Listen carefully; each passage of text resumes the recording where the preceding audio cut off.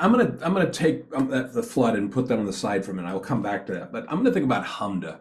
There are certain things in HMDA, if your bank is subject to that, that says what did the loan officer, the underwriter, rely upon when it comes to income, debt to income, loan to values, things like that.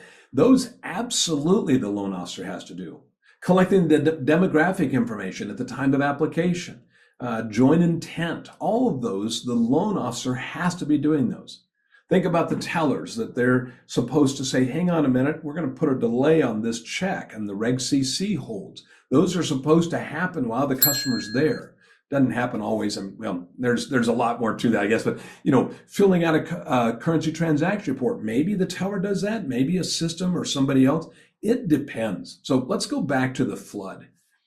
If you don't have problems, I heard him say occasional errors, all right, but calculating the amount of flood insurance, maybe you've educated them, but on the other hand, maybe that isn't the most efficient way. Maybe there should be somebody else, but is that you?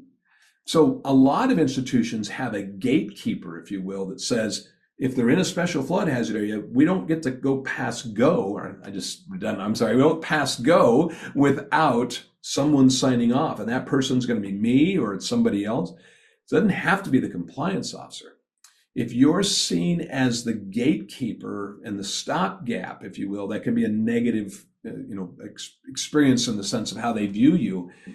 But on the other hand, you might say, when there's multiple buildings, if there's content insurance, things like that, boy, if you have any questions about how much flood insurance, contact me.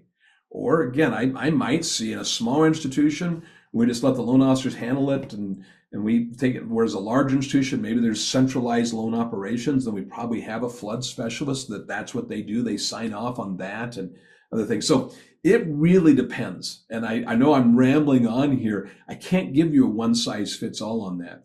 But I would say, yes, there are certain things when it comes to HMDA, I'll go back there, geocoding that, where the location of that property is at. I don't need the loan officers to do that. We'll do that when we pull the flood cert, it has the census tract on it, or we'll have somebody else take care of some of those things like that.